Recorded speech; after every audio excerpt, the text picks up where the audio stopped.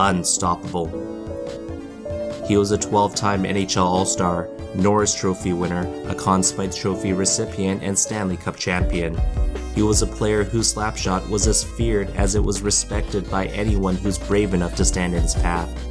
A player who scored over 100 points in a season as a defenseman. Standing at 6'1", 204 pounds, with the hardest shot the sport has ever seen, he's Chopper. Number 2, Allan MacInnis. MacInnis the big shot. Allan MacInnis from Sunrise has tied the game. Allan MacInnis was born on July 11, 1963 in Inverness, Nova Scotia, Canada. Dad was a coal miner and mom was a teacher, and their incredible work ethic laid the foundations for young MacInnis's rise to prominence. After moving to Port Hood, Nova Scotia, he would often visit the local arena, where his dad would later work at, to retrieve pucks that were left there after games. And what did he do with the pucks? Well, living in the remote town of 700 people meant there wasn't really much to do, resulting in plenty of free time. And young MacInnis, who taught himself how to strike that puck, would spend his days taking shot after shot against the walls of the family barn. Days turned to months, and months turned to years, and MacInnis would develop that legendary slapshot. At the age of 16, MacInnis traveled west to prove himself in the Saskatchewan Junior Hockey League for the Regina Pat Blues, and upon impressing with 20 goals that year, he joined the Kitchener Rangers of the Ontario Hockey League. Back during a time when not many Nova Scotians had ever made it into the NHL, MacInnis wouldn't dare to think he had what it took.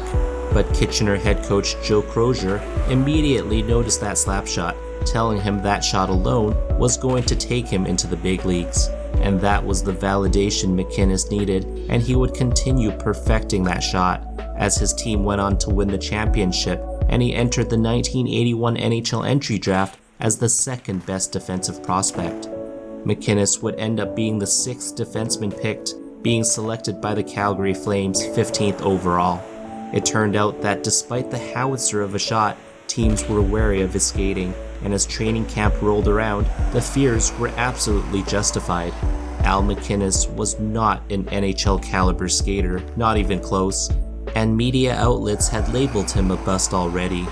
His inadequate skating ability earned him the nickname Chopper, and the Calgary Flames received the full brunt of the criticism for wasting their first-round pick solely on someone with a good shot. MacInnis returned to junior that year, but his self-belief did not waver. He surrounded himself with the right people and continued to work with dogged determination. His disappointment became a source of inspiration as he quickly became the league's top defenseman, leading the Kitchener Rangers to a second consecutive championship, going on to win the 1982 Memorial Cup.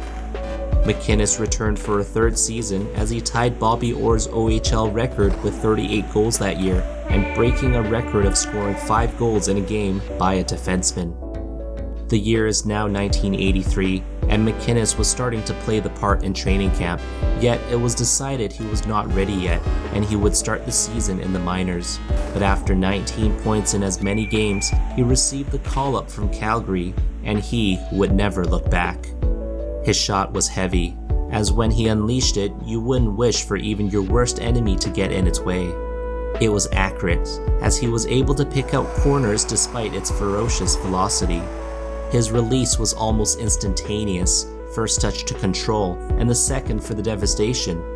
It didn't take long for other teams to clue in, but still, they weren't able to stop him from having his way with them. Allan MacInnis started out as a power play specialist, which was just a fancy way of saying he didn't excel at anything else. But his never-ending, never-satisfied work ethic allowed him to continue developing those other skills, and the next few seasons would see him transform from a rookie who was still wet behind the ears to one of the premier defensemen in hockey's toughest league. Critics had previously questioned his ability to bring his offensive game from junior to the NHL, but MacInnis quickly showed them that was never a problem, and by 1989 he had become a Norris Trophy finalist, a trophy which honors the top defenseman. That same year in 1989, MacInnis anchored the Calgary Blue Line as he helped the team capture its second straight President's Trophy as the top regular season team. His near point-per-game numbers as a defenseman were truly exceptional. MacInnis would help fan the Flames in the playoffs, scoring 31 points in 22 games, and I emphasize as a defenseman, as he propelled the Calgary Flames to its first and only Stanley Cup in franchise history. Leading his team in points by a mile, he would capture the Conn Smythe Trophy as the most valuable player in the playoffs. MacInnis' 74 points that year made him into a Norris Trophy finalist, and he would improve to 90 points the following season, again a Norris Trophy finalist. In the very next season, the third of 3 consecutive years of being a finalist, MacInnis registered a mind-boggling 103 points. Surely, this must be the year he gets it. Nope, they gave it to Ray Bourque. As we take a look at the stats, MacInnis triumphed in every stat that mattered. He got robbed.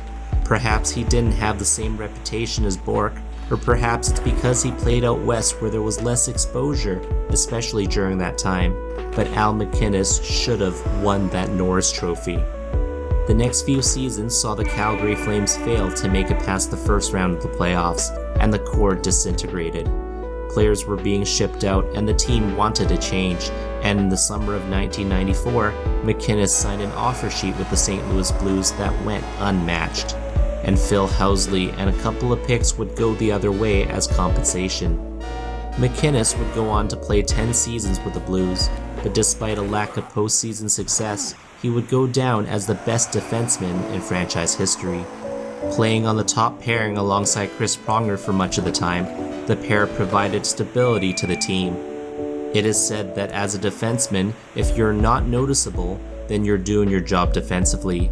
And aside from that booming shot, MacInnis largely flew under the radar, always doing whatever was needed to help the team. And even when Pronger was later chosen as captain, everyone agreed MacInnis was the better professional.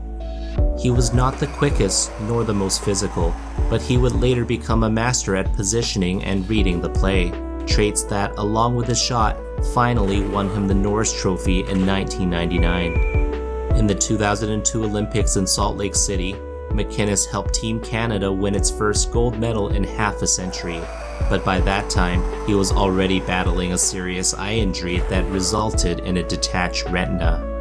Despite several attempts to make a comeback, including wearing a face shield and consulting with multiple doctors, MacInnis knew his time was coming to an end, and he officially retired in 2005, but not before cementing his position as one of hockey's best defensemen, ending his career third all-time in goals, assists, and points. MacInnis would later have his number 2 retired by the Blues in 2006, followed by an induction into the Hockey Hall of Fame in 2007. He would also be the first player to be honored in Calgary's Forever a Flame program. After retirement, MacInnis was promptly added to the Blues management team, putting his popularity and understanding of the game to full use.